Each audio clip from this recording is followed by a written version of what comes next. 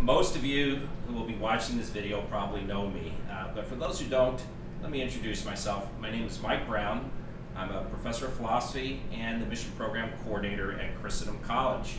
I also have done catering on the side for many years. In fact, I've done probably 15 to 20 Christendom weddings, and I also have offered several extracurricular cooking classes for the students of the college.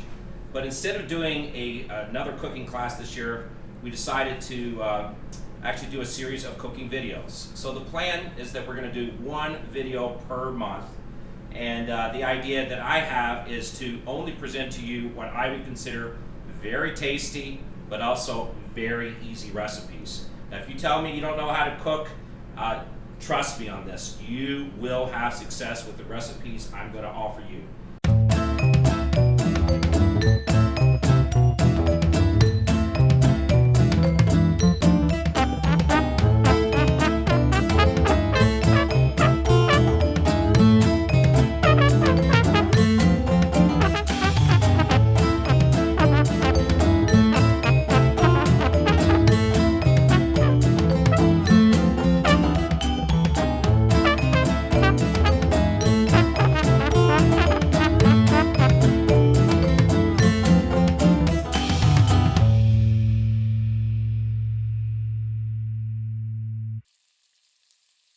The first thing that I've chosen to demonstrate is bacon. I don't know about you, but I love bacon. In fact, I don't know anyone who doesn't love bacon. Now, I do have a couple interesting facts about bacon, which I got from my good friend at Christendom, John Cuddeback. He told me that the taste of bacon, so fact one is this, he told me the taste of bacon will vary according to what you feed your pigs. And Cuddeback is very proud of his bacon, and he says his bacon tastes better than most bacon because he feeds his pigs acorns. So that's fact one. The second fact, there is an Old English word called fletch. So you've heard of sides of bacon. So bacon literally comes from the sides of the pig. And fletch is an expression used to basically point to bacon is the side, comes from the side of the pig. So what I'm going to show you how to make tonight are three absolutely, did I say absolutely easy hors d'oeuvres, all using bacon. These happen to be three of my favorite hors d'oeuvres that I've served over the years catering. The first one I'm going to show you is what I call my famous caramelized bacon and brie crostini. The second is what I call a smoked bacon, ham, and cream cheese roll-up. And then finally, after that, we're going to work on a bacon wrapped date filled with cream cheese and a toasted almond. So the first thing I'm going to work with is the caramelized bacon and brie. Now, the really nice thing about this recipe is you only have 6 ingredients, and there's essentially like 3 or 4 steps. That's it.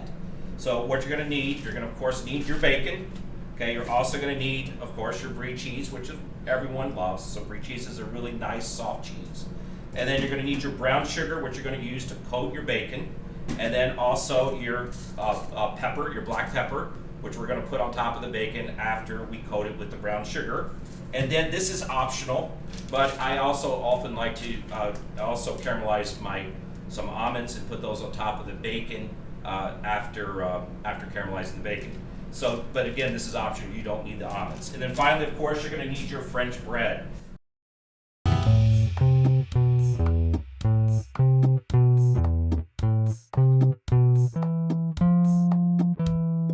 The first thing you need to do is take a pan, and absolutely essential, you got to make sure you put a sheet of foil on your pan. If you don't, you will have a disaster on your hands.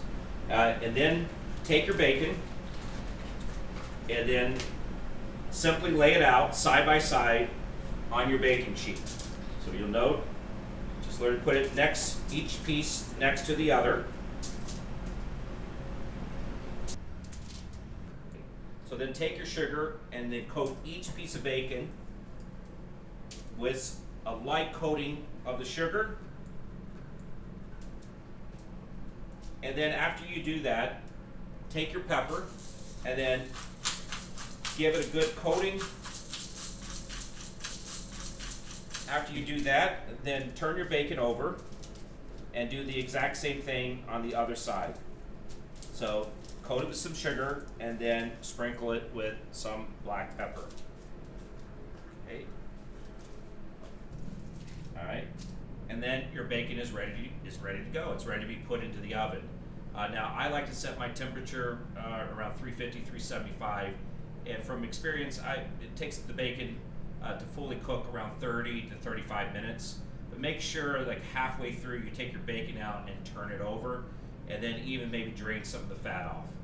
So while your bacon is in the oven, the next thing you want to do is take your bread and slice it up, because you're going to also toast your bread.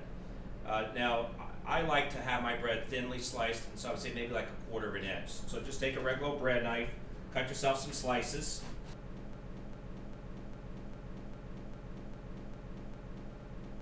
And then all you got to simply do is just put it also on a baking sheet, stick it in your oven, maybe at 350, and it usually takes 5, 6, 7 minutes to toast.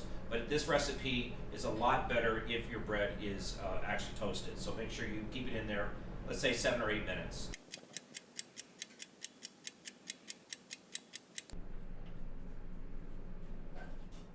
After you pull the bacon out of the oven, take the bacon off the baking sheet, and then drain some of the grease off, but leave some of it.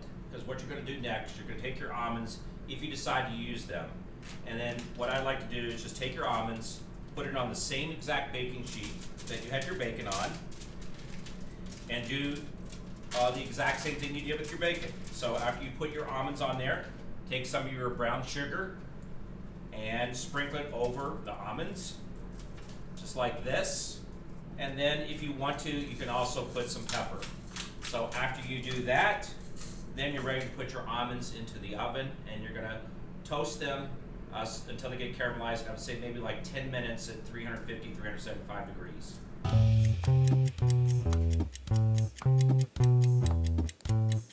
All right, so we've taken our bacon out of the oven, so it's done. It's been caramelized.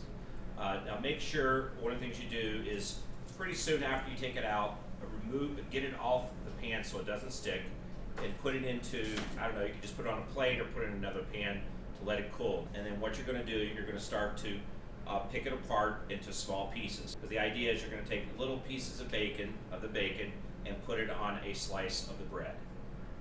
This is probably the second to last step you have to take. But take your cheese, take your brie cheese. I will take the entire round of brie and cut it, again, maybe to like 1/4 of an inch thick, approximately 1/4 of an inch. And after you slice it into long pieces, then what I do is I cut it up, each one of those slices, into small rectangles that will fit on top of the bread.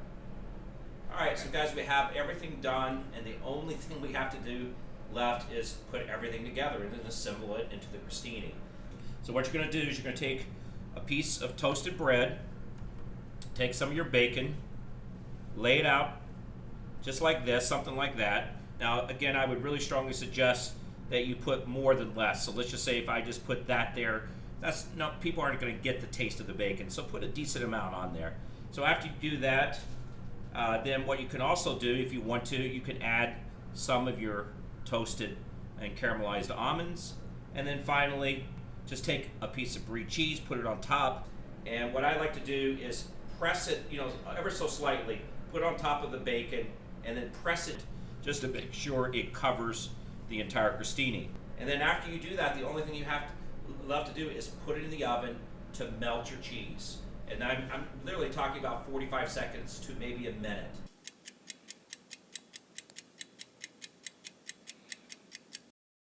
Take your crostini out. The only other thing you need to do is platter it. So let it cool off just a bit, and then just take it and put it on a platter, and then it's ready to be served. I hope you enjoy it.